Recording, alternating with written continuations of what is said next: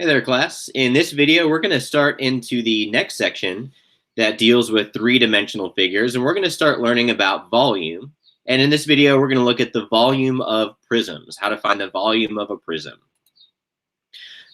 Depending on the different type of prism we have, depending on the base, is going to change how we find that volume just a little bit. But for the most part, finding the volume of a prism is going to follow the same sort of formula. Now, volume is a three-dimensional measure of an amount of space.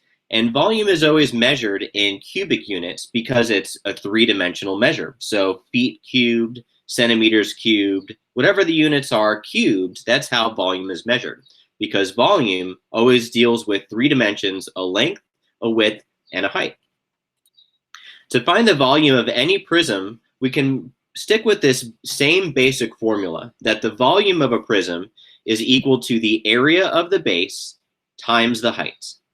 Now, how we find the area of the base might differ depending on what type of shape the base is. So if the base is a rectangle or the base is a triangle, we're going to find that area of that base a little bit differently. Then we'll just take that area, whatever it is, times the height, and now we've got the volume. There's a couple different types of prisms that we're going to run into. And the first type is called a right prism. And those prisms are, when you set it on the base, they're just perfectly vertical. The edges that come down to the base make a right angle. And so we call them right prisms for that reason. And we might also see slant prisms, which when you set it on the base, wouldn't be vertical, they would be slanted. But we can still find the volume the same way by taking the area of the base times the height. Just make sure that when you're looking for the height is always that vertical distance. Even if the prism is slanted, the height is still how tall it is, vertically. So 12 centimeters here is, we would call that the slant height. That's not how tall the prism is. That's, if you were to walk up that slant, that's how far you would walk. The height is how tall this is from top to bottom. The vertical distance would be the height. I want to give you an analogy here on where the volume of the prism comes from and why the slant prism can use the same formula as the right prism. So I want to take a look at this idea of volume using a deck of cards. So the base of a prism is just a two-dimensional flat surface, right? It only has a length and a width, but it doesn't really have a height. Once we start multiplying by the height, we'll take that flat surface and start building it into a third dimension and start building it upwards. So by adding that height, well, now we've got that third dimension going upwards. So we have a length, a width, as well as a height. And that's what really brings us into that third dimension. Now, the volume of this stack of cards is really just the amount of space that all those cards take up. And right now it's vertical, so I have a right prism. But if I push these cards over a little bit and kind of slanted it, well, now I have a slant prism. But did the volume taken up by those cards change? Well, no, I still have the same deck of 52 cards. They're just kind of slanted a little bit. So the volume didn't change, even though the prism is now kind of slanted over to the right. So it doesn't really make a difference if we have a right prism that's vertical or a slant prism that is, leaning over. It's still all about that base times the height. Now, how we calculate the area of the base, again, that's going to change depending on the type of base we have. So just to recap some of the formulas that we might see with calculating the area of a base, if you know that your base is a rectangle, well, that area is going to be the length times the width of the base. If your base is a trapezoid, then the area of that base is 1/2 the quantity base 1 plus base 2 times the height. Now here, the height is referring to the height of the trapezoid, not the height of the prism itself. So this height is just about the base. If your base is a triangle, then you'll find that area using the formula 1/2 base times height. And again, that height refers to the height of the triangle, not the height of the prism itself.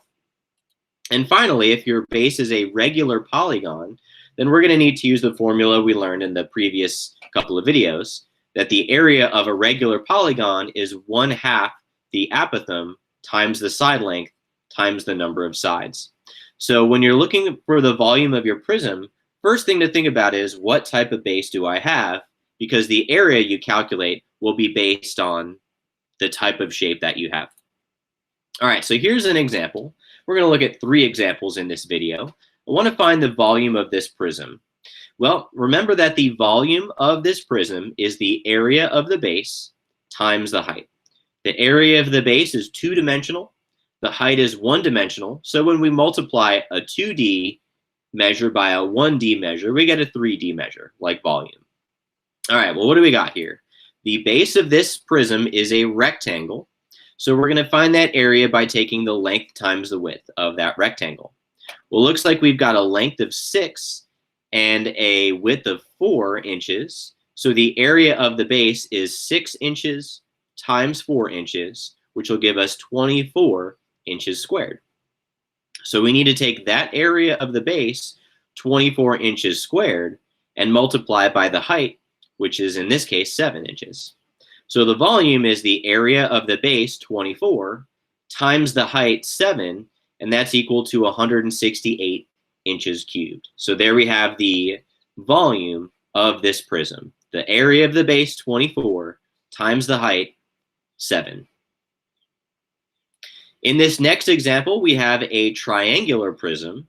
And so when we calculate the area here, we're going to need to find the area of this base times the height. Now this one looks a little different because the prism is not sitting on the base and the height is not vertical. The base is here and the height kind of works backwards. It's like laying on the side of the prism. Well, we need to find the area of the base so we can multiply by the height. Well, the base here is a triangle, so we're going to need to use the formula area equals 1/2 base times height. Well, what's the base of this triangle? Well, it looks like that base is 8 centimeters. Now, what's the height of the triangle? Well, that is 6.93 centimeters. So the area of this base is 1/2 of 8 times 6.93. So that base has an area of 27.72 centimeters squared. Well, we'll take the area of that base times this height of 24, and that's going to give us our cubic measure of volume. So volume is the area of the base, 27.72, times the height, 24, and there's our volume, 665.28 centimeters cubed.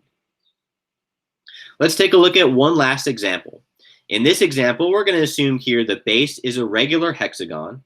And I know the markings don't show that. I wanted to keep it from being too busy of a diagram. But we're assuming here this base is a regular hexagon.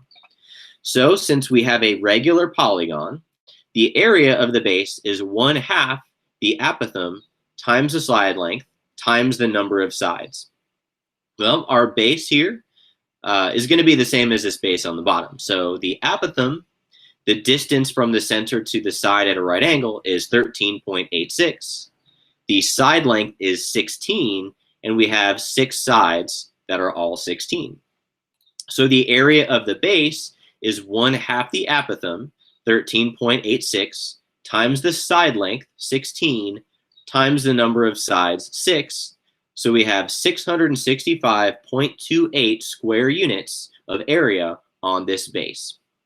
We'll take that area of the base times this height to get the volume in 3 dimensions. So the volume is the area of the base, 665.28, times the height, 18, and that gives us the volume, what do we got there? 11,975.04 cubic units. So just to recap what we've done to find the volume of a prism is to first find the area of the base, then multiply that area times the height. This formula for volume will work if it is a right prism that's vertical, and it'll also work for a slant prism as long as you're working with that vertical height. So from this video, you should be able to identify the type of base you have, use that to find the area of the base, and then multiply by the height to find the volume of your prism. In the next video, we're going to take a look at finding the volume of a cylinder, which is essentially the same idea, but we'll have a circular base, so we're kind of look at it just a little bit differently on how to calculate that area of the base.